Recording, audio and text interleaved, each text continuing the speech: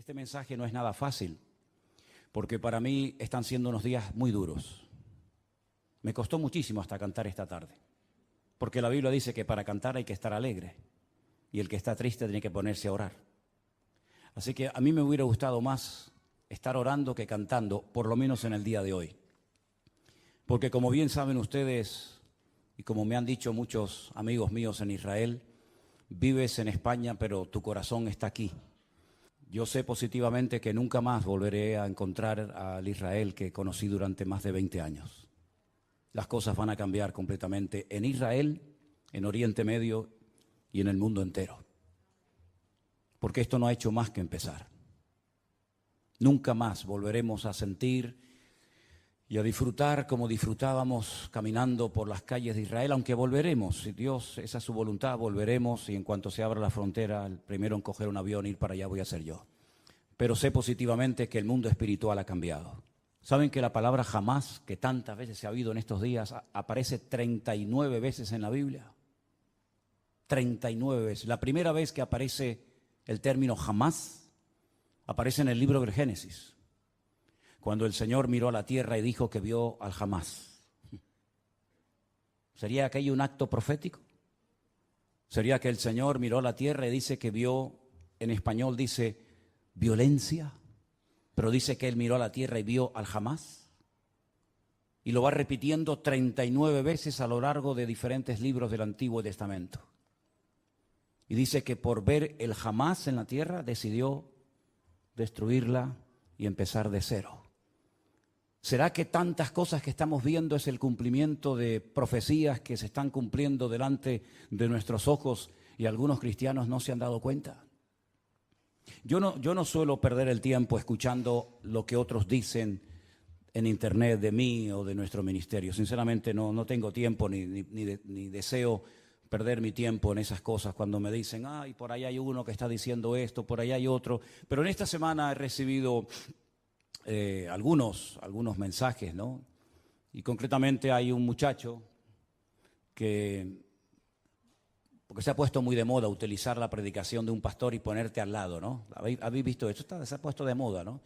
Fíjense, miren lo que dice, ahí viene la palabra, escuchen, atentos hermanos, se ha puesto muy de moda eso, ¿no? Y este muchacho pues cogió una predicación mía, muy honesto el hombre, ¿no? Pidiendo permiso previamente, ¿verdad? Y dice, yo no estoy de acuerdo con lo que este pastor de España dice. Como si a mí me preocuparas cuál es su opinión. Sinceramente no me interesa lo más mínimo cuál es su opinión. Y una de las cosas que dice, a mí me gustaría hacerle muchas preguntas a ese pastor español. Querido, si me estás viendo en esta tarde, cuando quieras, hazme todas las preguntas que quieras. Creo que soy una de las personas más fáciles de localizar del planeta Tierra. Vivo en la isla de Tenerife, concretamente en Santa Cruz de Tenerife. Nuestra iglesia está en la calle Garcilaso de la Vega, número 13. Cuando quieras puedes venir y te respondo a todas las preguntas que quieras, no hay ningún problema. Pero no mientas cuando dices que quieres hacerme muchas preguntas y no las haces. La palabra de Dios nos enseña que los últimos tiempos van a ser tiempos muy difíciles, muy complicados. Y el mensaje de hoy me va a costar un poco compartirlo porque hay tanto material sobre lo que quiero decir. Y yo me he dado cuenta que en los últimos años ha habido como una especialidad que se ha puesto de moda y son los predicadores que predican sin espada. Es decir, los predicadores que motivan a sus audiencias, a sus congregaciones. Y claro, cuando oyes a esos hombres con ese léxico, con esas palabras, con ese carisma que tienen, la gente sale allí inflada, ¿no? Porque, claro, son mensajes que no te comprometen, son mensajes donde todo es serás y tendrás y serás. Dios está contigo, te va a bendecir, te va a abrir puertas, etcétera, etcétera, ¿no? Pero ¿cuántos mensajes han oído usted a lo largo de su vida sobre un tema que ahora les voy a preguntar si ustedes creen en eso o no? La ira de Dios. Yo solamente escuché un mensaje en toda mi vida y acabo de cumplir 62 años, desde los 16, 17 años estoy sirviendo al Señor de una manera u otra. En toda mi vida escuché a una persona que predicó un día sobre este tema tan controversial de la ira de Dios y casualmente fue en esta iglesia, en este mismo púlpito. ¿Se acuerdan ustedes aquel muchacho peladito cubano? ¿Se acuerdan? Él predicó un día sobre la ira de Dios y fue un mensaje excelente. Y después cuando terminó le dije, no es fácil predicar de esto. No es fácil porque nadie está orando para tener a Dios de espalda a nosotros.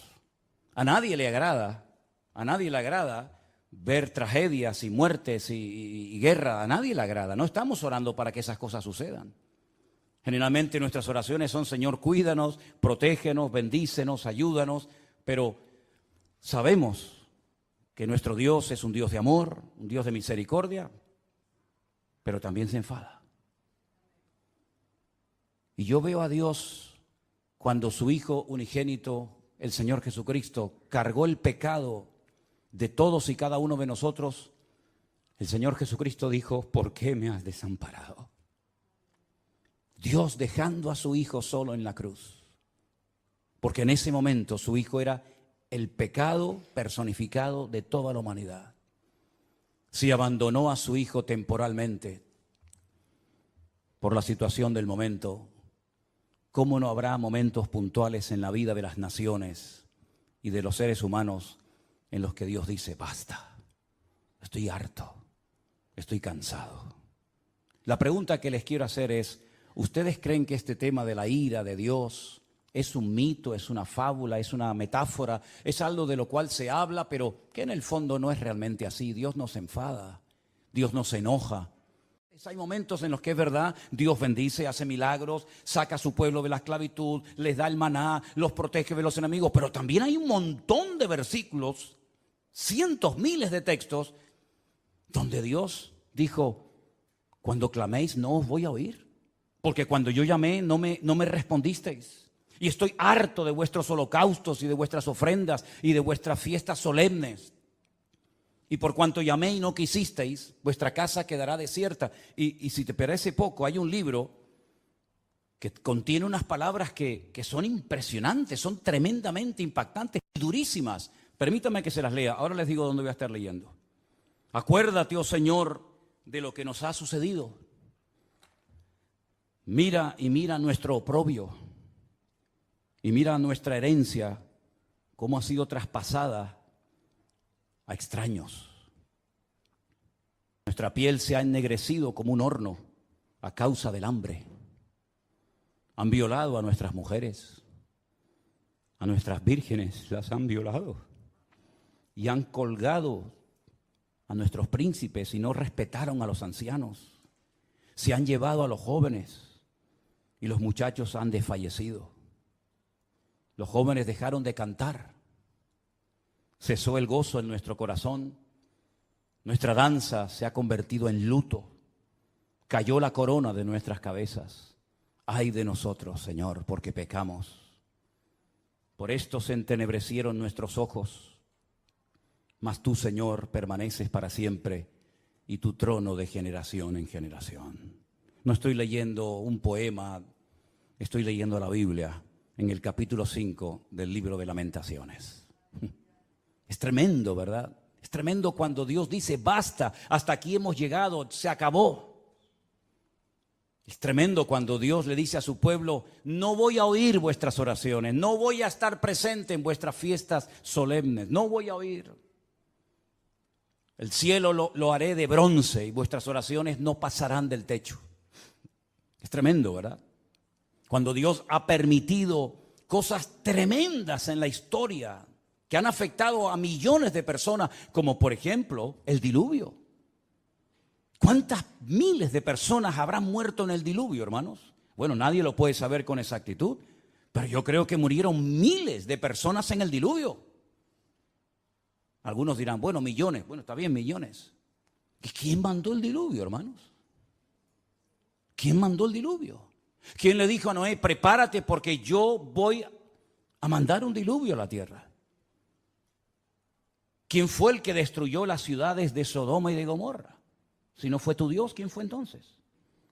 A mí me hace gracia cuando hay gente que dice, es que el Dios del Antiguo Testamento es completamente diferente al Dios del Nuevo Testamento. Y eso es muy peligroso hablar así. Porque estás hablando como que hay dos dioses, uno malo y uno bueno. Uno que está siempre enfadado y enojado, y otro como que es benevolente, como Papá Noel o como San Nicolás, como lo llaman en otros países, ¿verdad? Que nos concede todo y no importa lo que hagamos. Pero esa no es la enseñanza bíblica. La enseñanza bíblica es que hay un solo Dios. Y el del antiguo es el del nuevo, y el del nuevo es el del antiguo, y no hay otro Dios. Lo que pasa es que hay momentos en los que Dios actúa con infinita misericordia y nos sorprende, y a pesar de nuestras rebeliones y desobediencias nos cuida y nos bendice, pero dice, y lo he leído varias veces en esta semana, no lo hago por ustedes, que os quede claro, no lo hago por vosotros, sino para que mi nombre no siga siendo pisoteado y blasfemado entre vosotros. ¿Me da cuenta? ¿Y quién permitió la destrucción del primer templo de Jerusalén? ¿No fue Dios? ¿Quién le dio autoridad a Nabucodonosor para que quemara el templo y se llevara los tesoros a Babilonia y rompiera la ciudad de Jerusalén y durante 70 años no pudieran volver a su tierra? ¿Quién fue? ¿No fue Dios? ¿Y quién fue el que permitió la destrucción del segundo templo de Jerusalén, donde se cree que murieron 1 millón de judíos en la destrucción de la ciudad de Jerusalén? Y todas las matanzas y todas las guerras y todos los ríos y ríos de sangre que se podía haber evitado a lo largo de la historia. ¿Y quién fue el que permitió la Shoah? La Segunda Guerra Mundial. ¿Quién permitió todo aquello? Claro, hay predicadores que se han especializado en mensajes que motivan a la gente, ¿no? En mensajes de aliento, de ánimo. Hay tantos profetas y tantos pseudoapóstoles que cuando uno habla de la ira de Dios, del enojo, del enfado de Dios, como que se les mueve el piso porque dicen, no, yo no estoy de acuerdo con eso. Vuelvo a repetirles, yo no estoy en este lugar para que ustedes me aplaudan o me sigan o me admiren. Yo no estoy en este lugar para tener cada vez más audiencia y que la gente diga en los comentarios, estoy de acuerdo con usted, pastor, estoy de acuerdo. Y aunque estuvierais en contra, me da exactamente igual, porque voy a seguir predicando lo que Dios dice en su palabra, independientemente de la reacción de la gente. En esta semana me han llamado miembro de Hamas, me han llamado nazi.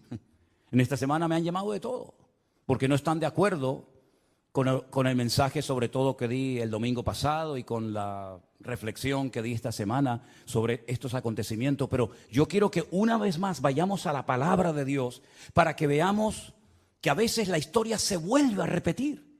Claro, son otras personas, son otros nombres, otros momentos de la historia, pero se vuelven a repetir los mismos errores, pecados y defectos que otros cometieron. Vamos a comenzar a leer en Segunda de Crónicas, el capítulo 14. Y vamos a ver cómo Dios aguanta y soporta y tiene infinita misericordia, pero hay momentos en los que Dios tiene que hablar y actuar e intervenir en la historia. En el capítulo 14 de Segunda de Crónicas se relata la historia de un rey del sur de Judá llamado Asa. Era el hijo de un rey llamado Abías. Este rey, dice en Segunda de Crónicas capítulo 14, versículo 1, después Abías durmió con sus padres y fue sepultado en la ciudad de David. Y reinó en su lugar su hijo Asa, en cuyos días tuvo sosiego el país por 10 años. Si parece ser que durante 10 años estuvieron tranquilos, no pasó nada. Hizo Asa lo bueno y lo recto ante los ojos del Señor su Dios, porque quitó los altares de culto extraño y los lugares altos, quebró las imágenes y destruyó los símbolos de Acera, y mandó a Judá que buscase al Señor, el Dios de sus padres, y pusiese por obra la ley y sus mandamientos. Quitó asimismo de todas las ciudades de Judá los lugares altos y las imágenes, y estuvo el reino en paz bajo su reinado. Edificó ciudades fortificadas en Judá, por cuanto había paz en la tierra y no había guerra contra él en aquellos tiempos, porque el Señor le había dado paz. Dijo por tanto a Judá, edifiquemos estas ciudades y cerquémoslas de muros con torres, puertas y barras, ya que la tierra es nuestra, porque hemos buscado al Señor nuestro Dios, le hemos buscado y Él nos ha dado paz por todas partes. Edificaron pues y fueron prosperados. Si se terminara la historia de Asa con este versículo, podríamos decir que Asa fue un buen rey. Porque dice la Biblia que hizo lo bueno ante los ojos de Dios. Pero ¿dónde se prueba la fe verdadera de un creyente? ¿En la paz, en la calma, en la quietud, en la prosperidad? No. Ahí todo, mientras todo va bien, todo el mundo funciona y todo el mundo está contento. Dice que él era bueno delante de Dios y comenzó a hacer una serie de reformas y comenzó a fortificar ciudades y comenzó a hacer obras muy interesantes, muy buenas, necesarias también, pero porque había paz, no había guerra en el país. Pero llegó el momento que las cosas cambiaron. Y tuvo también Asa ejército con escudos y lanzas. Tuvo de Judá 300,000. Es curioso, ¿no? El mismo número de reservistas que Israel ha movilizado en estos días, 300,000. Y de Benjamín 280,000, es decir, tenía 580,000 soldados entre su tribu y la tribu de Benjamín, que traían escudo y entensaban arcos, todos hombres diestros. Versículo 9. Salió contra ellos Zera, etíope, con un ejército de 1,000,000 de hombres. 1,000,000 de hombres. Y además tenían 300 carros y vino hasta Maresa. Entonces salió Asa contra él, ordenaron la batalla en el valle de Cefata junto a Maresa, y clamó Asa al Señor su Dios y dijo, escuchen la oración: oh Señor, para ti no hay diferencia alguna en dar ayuda al poderoso o al que no tiene fuerzas. Ayúdanos, Señor Dios nuestro, porque en ti, ¿qué dice?, nos apoyamos, y en tu nombre venimos contra este ejército. Casi igual que las palabras que David pronunció cuando fue a pelear contra el gigante Goliat. Tú vienes contra mí con espada y jabalina, mas yo voy contra ti en el nombre de mi Dios. Ahora Asa casi dice lo mismo. Ayúdanos, porque en tu nombre venimos contra este ejército. Oh Dios, tú eres nuestro Dios. Que no prevalezca el hombre contra nosotros. ¿Qué pasó? Que el Señor, Jehová, deshizo a los etíopes delante de Asa y delante de Judá, y huyeron los etíopes, que eran 1,000,000 de hombres armados hasta los dientes, y además 300 carros de combate. Era humanamente imposible hacer frente y vencer a este poderosísimo enemigo, porque la desproporción era enorme. Tenían 580,000 hombres, pero el enemigo viene contra ti con 1,000,000 de soldados y no vas a poder hacer frente a esta guerra. ¿Qué fue lo que hizo Asa? Orar. Señor, ayúdanos. Nos apoyamos solamente en ti. Dios le respondió sí o no. ¿Vio una contundente victoria? Sí o no. ¿Fue el enemigo derrotado? Sí o no. Bueno, con esta victoria ya Asa tenía que tener más que interiorizada y aprendida la lección de que si oramos y nos apoyamos solamente en Dios, Dios siempre nos va a ayudar. No importa el momento, no importa la dificultad, no importan nuestras limitaciones. Nosotros nos apoyamos en nuestro Dios, que no conoce ningún tipo de limitación, y siempre el Señor saldrá victorioso. ¿Cuántos dicen amén? Perfecto. Al poco tiempo, capítulo 15, vino un tal Azarías, hijo de Obed, un profeta digamos ambulante, no muy conocido, pero dijo cosas muy interesantes. Salió al encuentro de Asa y le dijo: oídme, Asa y todo Judá y Benjamín. El Señor estará con vosotros si vosotros estuviereis con él. Y si le buscareis, será hallado de vosotros, mas si le dejareis, él también os dejará. Esto funciona así. Muchos días ha estado Israel sin verdadero Dios, sin sacerdote que enseñara y sin ley. Pero cuando en su tribulación se convirtieron a Jehová, el Dios de Israel, y le buscaron, Él fue hallado de ellos. ¿Cuántos dicen amén? Es decir, la palabra que el Señor le está dando a través de este profeta al rey Asa es tremenda. Si siguen en esta línea, si siguen apoyándose en el Señor, si siguen confiando en Él y en su palabra, si no se apartan de su ley, de sus mandamientos, el Señor estará con vosotros. Ya os lo ha demostrado clarísimamente. No importa si viene 1,000,000 o 5 o 20, da igual. Tú mismo, rey Asa, has dicho en tu oración que tú ayudas tanto al poderoso como al que no tiene ninguna fuerza. Porque el ejército o la victoria no depende de nosotros, sino depende del Señor, porque no es con espada, no es con ejército, es con mi Santo Espíritu, dijo el Señor. Y él lo vio, el Señor se lo demostró. Este hombre se animó tanto con aquella palabra, con aquella contundente victoria, que siguió haciendo cambios y siguió haciendo reformas tremendas en todo el país.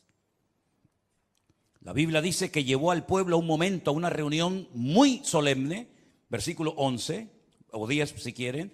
Dice que se reunieron en Jerusalén en el mes tercero del año 15º del reinado de Asa, y en aquel mismo día sacrificaron para el Señor del botín que habían traído, escuche esto, 700 bueyes y 7,000 ovejas. Aquello tenía que ser un río de sangre terrible. Sacrificar 700 bueyes y 7,000 ovejas, aquello tuvo que ser algo impresionante. Pero a él no le importaba darle todos estos sacrificios al Señor, porque él estaba contento, él estaba agradecido, porque él había visto la mano de Dios poderosa. Y además dice que prometieron, versículo 12, solemnemente que buscarían a Jehová, el Dios de sus padres, de todo su corazón y con toda su alma. Lo juraron delante de Dios. Se tomaron en serio este juramento. Y cualquiera que no buscase al Señor, el Dios de Israel, que muriera, fuera grande o pequeño, hombre o mujer. Juraron al Señor con gran voz y júbilo, al son de trompetas y bocinas. Y todos los de Judá se alegraron en este juramento, porque de todo corazón lo juraban y toda su voluntad lo buscaban, y fue hallado de ellos, porque el Señor les dio paz por todas partes. ¿Cuántos dicen amén? Va bien la historia, ¿no? Va bien, vamos bien, vamos bien. El hombre está siendo bendecido, el hombre está siendo usado, Dios está dando paz, Dios está respondiendo a su oración, el enemigo está siendo derrotado y humillado. Vamos bien, gloria a Dios, gloria a Dios. Hace una cosa muy interesante. Estaba el hombre tan entusiasmado y tan contento con su Dios que hasta a su propia madre la puso en su sitio. Miren lo que le dice a su madre, o lo que hace con su madre en el verso 16. Aún a Maaca, la madre del rey Asa, cuidado, no era una cualquiera, era su propia madre, la depuso de su dignidad, porque había hecho una imagen de acera, y Asa destruyó la imagen y la desmenuzó y la quemó junto al torrente del Cedrón. A su propia madre le dijo: no voy a permitir, por muy madre que seas de mí, que tengamos entre nosotros una imagen de esta acera. La destruyó, la desmenuzó y le prendió fuego en el torrente de Cedrón, ese torrente, ese barranco que hay entre el monte Moriah del templo y el monte de los Olivos. Le prendió fuego. Y en el versículo 18 dice que trajo a la casa de Dios, al templo, todo lo que su padre había dedicado y lo que él había consagrado. Y dice: plata, oros, utensilios, llevó un montón de cosas. La generosidad brotó en su corazón. Y dijo: voy a llevar a la casa de Dios, al templo, oro y plata y utensilios de todo tipo. Tremendo. Si terminara, repito, la historia del rey Asa con este capítulo, podríamos marcharnos a casa diciendo: gloria a Dios, por fin nos encontramos un buen rey. Porque lamentablemente no todos fueron buenos, hubieron algunos que fueron terribles. Pero este por lo menos fue bueno. Pero es que la historia continúa. La historia nos lleva al capítulo 16, donde dice que en el año 36 de su reinado, tuvo mucho tiempo como rey, subió Baasa, el rey de Israel, el que estaba en el norte. Ya el país se había dividido, recuerden esto, hermanos. Estaba Judá al sur con la tribu de Benjamín, y las 10 tribus al norte adoptaron el nombre de Israel. Y entonces el rey de Israel, en este caso se llamaba Baasa, va contra él, fortifica la ciudad de Ramá para no dejar salir ni entrar a ninguno ¿Y qué es lo que hace Asa? Se supone que tenía que hacer exactamente lo mismo que ya había hecho y que le había dado tan buenos resultados, ¿sí o no? Orar, clamar al Señor, apoyarse en el Señor y poner en práctica el juramento que habían hecho. Nos apoyaremos en ti, confiaremos en ti. Lamentablemente no hizo eso, no lo hizo. ¿Qué es lo que hace? Sacó Asa la plata y el oro de los tesoros de la casa de Dios. Es decir, ayer los entregué al Señor, hoy los vuelvo a tomar. Ayer los consagro para uso exclusivo del templo y ahora tomo todo eso que no es mío, son parte de los tesoros de la casa de Dios, y lo que hace es que se los envió a un tal Ben-Hadad, rey de Siria, que estaba en Damasco. ¿Y este qué pinta aquí? ¿Quién es este rey de Siria, este tal Ben-Hadad? ¿Qué pinta este hombre en todo esto? Bueno, le dijo, hay alianza entre tú y yo como la hubo entre tu padre y mi padre. Y aquí yo te he enviado plata y oro para que vengas y deshagas la alianza que tienes con Baasa, el rey de Israel, a fin de que se retire de mí. Consintió Ben-Hadad con el rey Asa y envió los capitanes de su ejército contra las ciudades de Israel y conquistaron Gijón, Dan, Abel-Maín, las ciudades de aprovisionamiento de Neftalí. Y oyendo esto, Baasa cesó de edificar a Ramá y abandonó su obra. Entonces el rey Asa tomó a todo Judá y se llevaron de Ramá la piedra, la madera con la que Baasa edificaba, y con ella se edificó la ciudad de Jeba y a Mizpa. Problema solucionado. Ya está. Pero esto no fue agradable ante los ojos de Dios, porque aunque humanamente hablando se salió con la suya, le doy dinero a un rey de Siria, Ben-Hadad, para que me apoye en la guerra, para que se ponga en contra de mi enemigo. Yo le pago, yo le doy una cantidad enorme de dinero, aunque vacíe la casa de Dios, y así me quedo tranquilo. Pero es que resulta que en aquel tiempo a los profetas, y lo dicen otros textos de la Biblia, se les llamaba videntes, porque eran los que veían, los que leían las circunstancias, los que interpretaban el mundo espiritual. Por eso se les llamaba por un tiempo a los profetas videntes, porque veían más allá de lo natural. Porque lo natural, como he dicho muchas veces, es un reflejo de lo espiritual. Y ahora viene este vidente, este profeta, y le dice al rey Asa, por cuanto te has apoyado en el rey de Siria y no te apoyaste en el Señor tu Dios, por eso el ejército del rey de Siria se escapó de tus manos. Los etíopes y los libios no eran un ejército numerosísimo con carros y mucha gente de a caballo. Le recuerda el pasado, le recuerda la historia, lo que Dios hizo por él. Con todo, porque te apoyaste en Jehová, Él los entregó en tus manos. Porque los ojos del Señor contemplan toda la tierra para mostrar su poder a favor de los que tienen corazón perfecto para con Él. Y ahora le dice, locamente has hecho esto. Locamente has hecho esto. Porque de aquí en adelante habrá guerra contra ti. Has abierto una brecha, has abierto una puerta en el mundo espiritual y a partir de hoy tu vida va a cambiar radicalmente, pero para mal, no para mejor. ¿Qué hubiera hecho usted, hermano y hermana, o yo, si nos viene un profeta como este, Hanani, y nos amonesta y nos dice esta palabra? ¿Qué hubiéramos hecho? Señor, perdóname, lo siento. Así como el profeta Natán, ¿se acuerdan cuando fue a la casa del rey David y le dijo, tú eres ese hombre, tú has pecado por culpa tuya? El nombre de Dios ha sido blasfemado y pisoteado en el mundo de los gentiles. Y David dijo, Señor, perdóname, no quites de mí tu Santo Espíritu, ¿verdad? Y ten piedad de mí, etcétera, etcétera. Lo mismo tendría que haber hecho Asa, ¿sí o no? Era un hombre de Dios, conocía la palabra, había visto el poder de Dios en su vida, en su reinado. Lo lógico hubiera sido decir, perdóname, Señor, lo siento mucho, he dado un mal ejemplo al país, sacando los tesoros de la casa de Dios y dándoselos a un pagano para que me ayude, como si no tuviéramos un Dios más poderoso que el rey de Siria, Ben-Hadad. ¿No te das cuenta, querido hermano, que cada vez que te apoyas en algo o en alguien que no es Dios, el que se lleva la gloria no es Dios, sino el que en la persona en la que te has apoyado? Locamente has actuado. Tú, un hombre de Dios, no tiene que actuar de esta manera. Un pueblo que conoce a su Dios no puede caer en estos errores. ¿Qué dije el domingo pasado? Hay cosas que se hacen en este país, o en el tuyo, o en muchas naciones de la tierra, que no es que estén bien, pero bueno, digamos que no afectan tanto al mundo espiritual. Pero Israel no puede permitirse ser como los demás. Israel no puede imitar a los demás perdiendo su identidad, apoyándose en lo que nunca tenían que haberse apoyado y olvidándose de su Dios.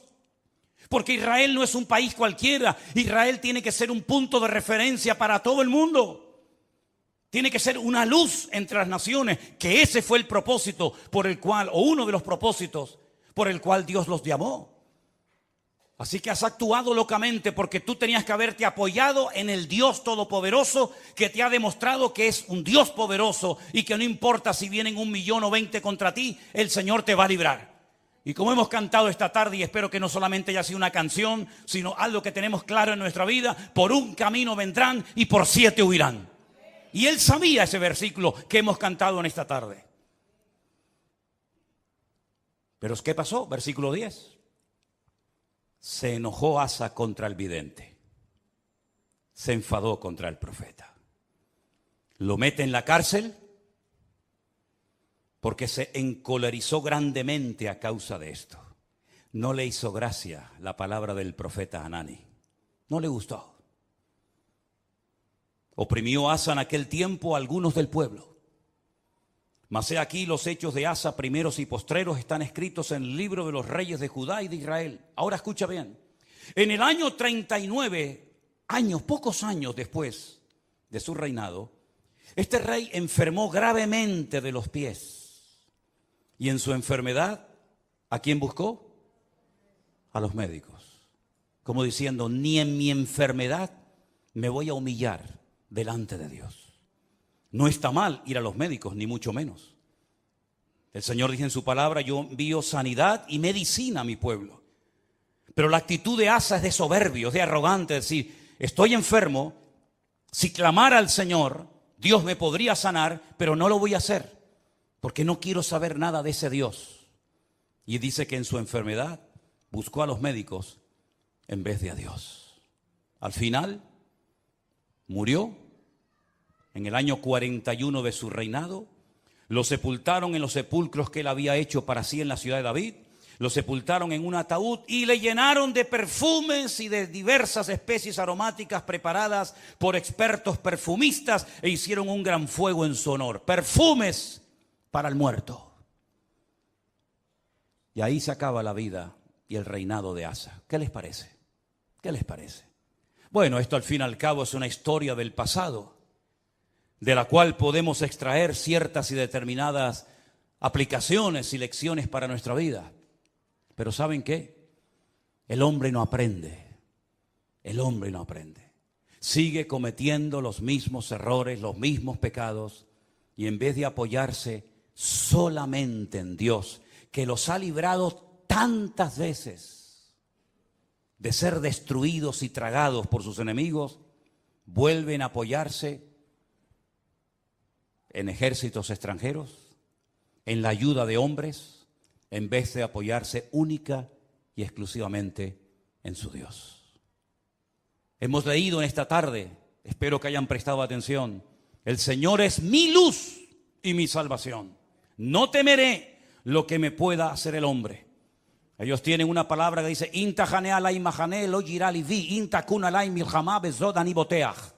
aunque un ejército acampe contra mí, no temerá mi corazón.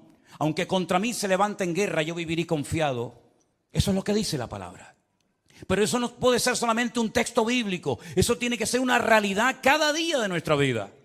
Dejemos por un momento a Israel a un lado. Tú, cuando tienes problemas económicos, y cuando tienes problemas matrimoniales, o cuando tienes problemas de cualquier otra índole, ¿en quién te apoyas? ¿En quién pones tu confianza? A ver si nos va a pasar lo mismo que a Asa. El Señor libró a su pueblo de la esclavitud. Podían haber muerto todos en Egipto. De hecho, estaban lanzando a los niños al río Nilo para que murieran. Podían haber muerto en el cautiverio en Babilonia. De hecho, dice que algunos de ellos los lanzaban a hornos de fuego y a otros los lanzaban a fosos llenos de leones. Podían haber muerto en la Edad Media, cuando la corona española junto con la Inquisición comenzó a matar gente por todas partes de España, incluido también a ellos. Podían haber desaparecido en la Segunda Guerra Mundial, podían haber perecido en cualquier otro momento de la historia, pero Dios siempre, siempre ha tenido misericordia de ese pueblo. Cuando estaban con la soga hasta el cuello, en su angustia invocaban a Dios y Dios les respondía. Y han demostrado a lo largo de la historia que no importa si son poquitos o muchos, la mano del Señor siempre ha estado con ellos. En 1967, 5 naciones tremendamente poderosas con un odio tremendo contra ellos. Porque no solamente sus enemigos se conforman con echarlos al mar, como decían los jordanos en su momento, con echarlos al agua, sino con arrasarlos, que no haya ni un solo judío en toda la faz de la tierra, nunca más. Ya lo intentaron los griegos, lo intentaron los romanos, ya lo intentó mucha gente. Y en aquellos días, una semana de guerra para vencer a 5 naciones, a 5 potencias militares en 7 días. Y al 7º reposaron. Fue más que suficiente para demostrar al mundo que el Dios de Israel es el Dios todopoderoso. Porque ahora no hacen lo mismo. Porque no claman a Dios. Uno tiene que tener una lectura diferente a lo que dicen los medios de comunicación, la prensa, la radio, la televisión, porque si no caemos en el mismo error de los demás. Hablamos como los demás, opinamos como los demás. ¿Qué es lo que está pasando allí ahora mismo? ¿Qué es lo que está sucediendo espiritualmente hablando? Que de eso no te va a hablar nadie. Te va a decir que se quedaron dormidos, te va a decir que se despistaron, te va a decir que estaban de relajo, de fiesta, te van a decir 20.000 cosas, que falló el Moshá, que falló el Chimbet, que falló todo. Pero ¿quién va a dar una lectura espiritual de toda esta cuestión? Nuestra fuente de información no es Internet. Nuestra fuente de información no son los periodistas. Nuestra fuente de información es la Biblia, es la palabra de Dios. ¿Cuántos dicen amén? Vamos a ir a la Biblia a ver qué es lo que nos dice, porque hemos visto que cuando una persona se apoya en Dios, no importa si viene 1.000.000 de soldados contra ti, tú lo puedes vencer. No importa si es un gigante enorme, profesional de la guerra, se le puede vencer. No importa si la ciudad tiene doble muralla, se le puede derrotar. Pero también la palabra de Dios nos habla muy claramente que a veces hay ciertas y determinadas circunstancias que frenan la bendición de Dios. En Isaías, capítulo 24, miren qué texto tan impresionante. Isaías capítulo 24, verso del 1 en adelante. Si quieren, así lo leemos. He aquí que el Señor vacía la tierra y la desnuda, y trastorna su faz y hace esparcir a sus moradores. Sucederá así como al pueblo, también al sacerdote, como al siervo, así a su amo, como a la criada, a su ama, como al que compra, al que vende. Se está acoplando el monitor, hermano. Tienes que bajar el monitor. Hace rato se está acoplando. Al que presta, al que toma prestado, como al que da logro, así al que lo recibe. La tierra será enteramente vaciada y completamente saqueada, porque el Señor ha pronunciado esta palabra. Se destruyó, cayó la tierra, enfermó, cayó el mundo, enfermaron los altos pueblos de la tierra. Escucha bien el versículo 5. Ahí está la respuesta. Sube. La tierra se contaminó bajo sus moradores. No estamos hablando de Japón, no estamos hablando de Latinoamérica. Es el profeta Isaías hablándole al pueblo de Dios. Hablando de su pueblo, de su tierra, y les dice, la tierra se ha contaminado debajo de vuestros pies. ¿En qué se basa el profeta para hacer semejante declaración? Ustedes han traspasado las leyes. Número 2, han falseado el derecho y han quebrantado el pacto sempiterno. Quédense con esas 3 cosas. Falsearon el derecho, traspasaron las leyes y quebrantaron el pacto sempiterno. Aquí está la clave, mi hermano.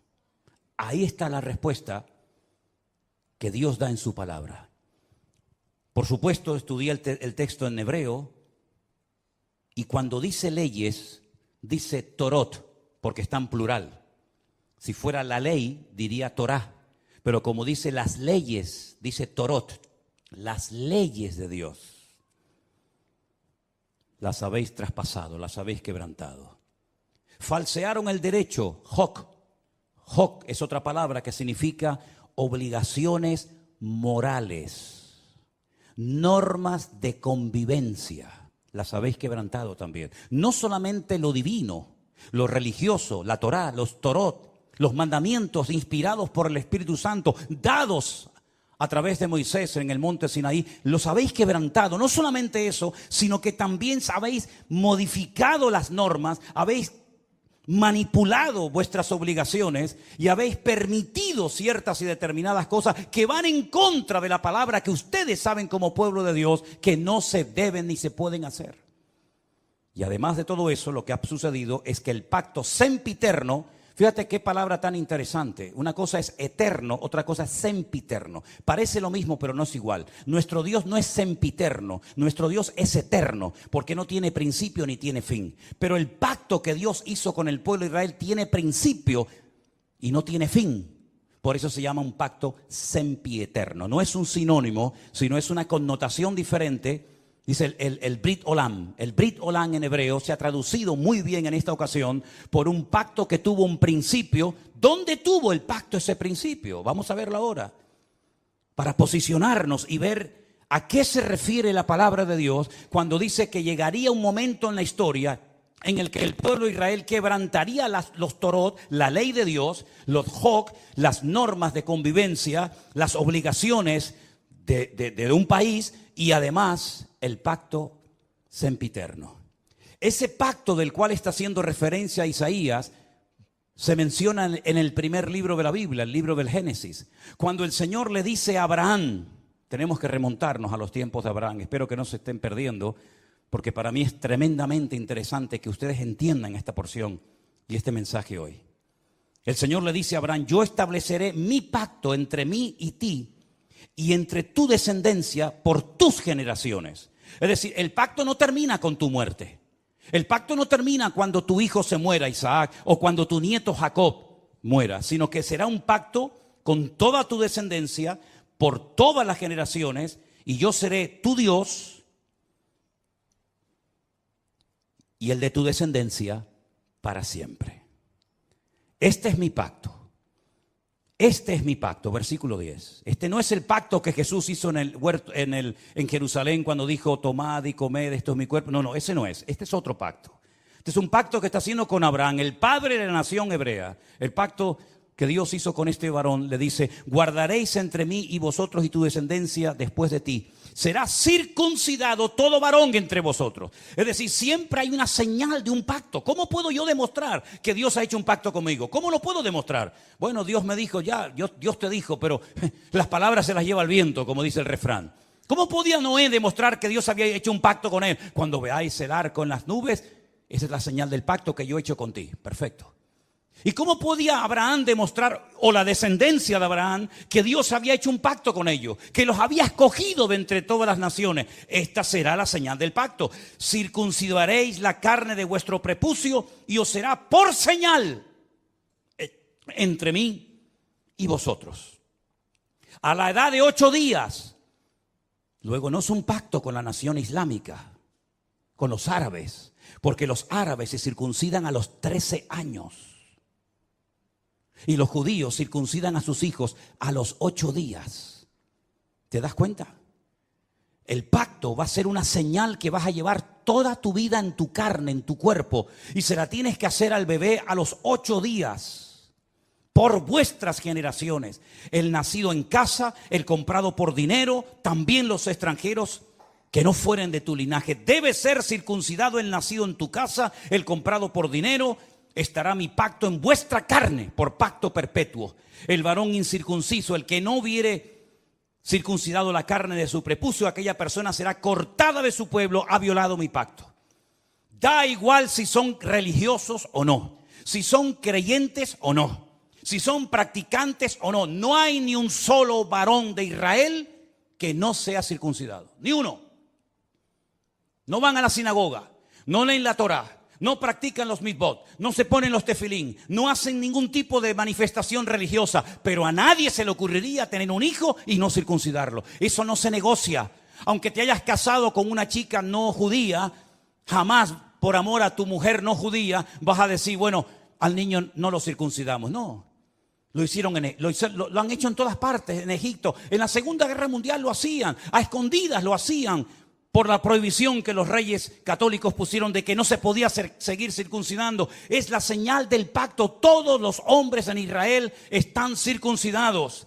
Llevan en su carne la señal de que están bajo un pacto. Lo entiendan o no, ustedes se han metido debajo de un pacto. ¿Cómo se llama Israel? ¿Cómo se llama ese país? Israel, no. Estado judío de Israel. Es decir, estáis bajo un pacto que Dios ha hecho con vosotros. Y lo creáis o no, lo entendáis o no, ustedes llevan en su cuerpo una marca como señal de que estáis bajo ese pacto. Isaías dice en el capítulo 24 que hemos leído en esta tarde, vosotros habéis quebrantado el pacto. Vosotros habéis traspasado las leyes y habéis falseado el derecho. La ley de Dios no se modifica, no se le quita ni se le añade nada. Ya están los 613 mandamientos en lo que se conoce como la ley, la Torá, el Pentateuco, el Humash, ponle el nombre que usted quiera. 613 mandamientos, no se le quita ni se le pone nada.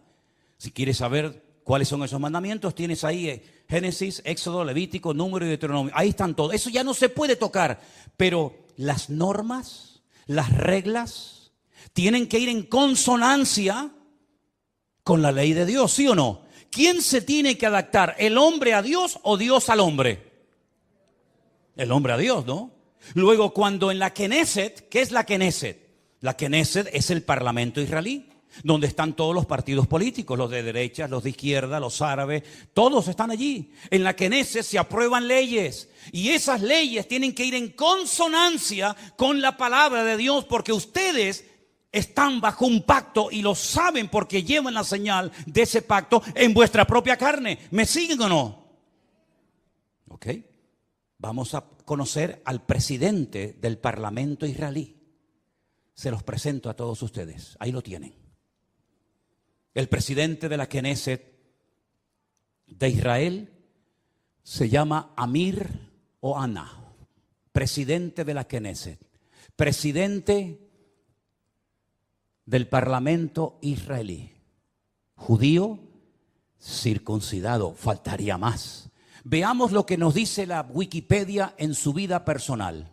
El señor Amir Ohana y su pareja Alon Haddad formaron una familia homoparental con un hijo y una hija que concibieron a través de la subrogación gestacional de una mujer de Oregón, Estados Unidos.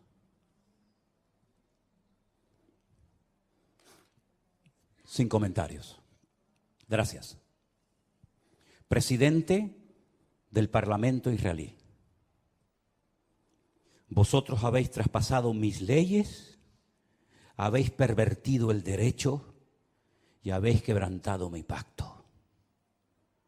Alguien dijo, no es una frase mía, cuando nos distanciamos de Dios y de su palabra, ponemos nuestra vida en peligro.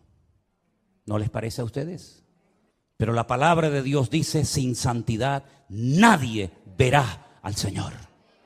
Llámese Israel, llámese sudamericano, llámese latino, llámese como se llama. Sin santidad nadie verá al Señor. No es un título, una nacionalidad, un pasaporte lo que nos salva, sino el apoyarnos única y exclusivamente en Dios y en su palabra. Pero ahora resulta que ya están tranquilos porque el tío Sam les ha dicho, yo estoy con ustedes. Antes se llamaba Ben Haddad, ¿se acuerdan? Ben Haddad. Ahora se llama señor Biden. Pero qué lástima que no haya un Ananí en Israel hoy por hoy. Porque si Juan el Bautista levantara la cabeza y entrara al parlamento israelí, bueno, ya entró en su época, ¿no? Cuando aquel rey llamado Herodes, ¿se acuerdan? ¿Se acuerdan el rey Herodes? Aquel títer, aquel monigote que ni era rey ni nada, pero lo habían nombrado los romanos, le habían dicho, tú vas a ser el rey de Israel. Qué valientes fueron los magos de Oriente, ¿se acuerdan? Cuando vienen seguramente en un viaje de días, de semanas o tal vez de meses, y llegaron a Belén, al Herodión, donde vivía el rey Herodes, y le dijeron, venimos a adorar al rey de los judíos, porque su estrella hemos visto en el oriente. Y Herodes habrá dicho, ¿el rey de los judíos soy yo? No, tú eres un estrellado. Nosotros venimos a ver a aquel que es digno de recibir toda honra y toda gloria. Y dice que cuando llegaron, se postraron y lo adoraron, ofreciendo sus tesoros de oro, incienso y mirra. A ese rey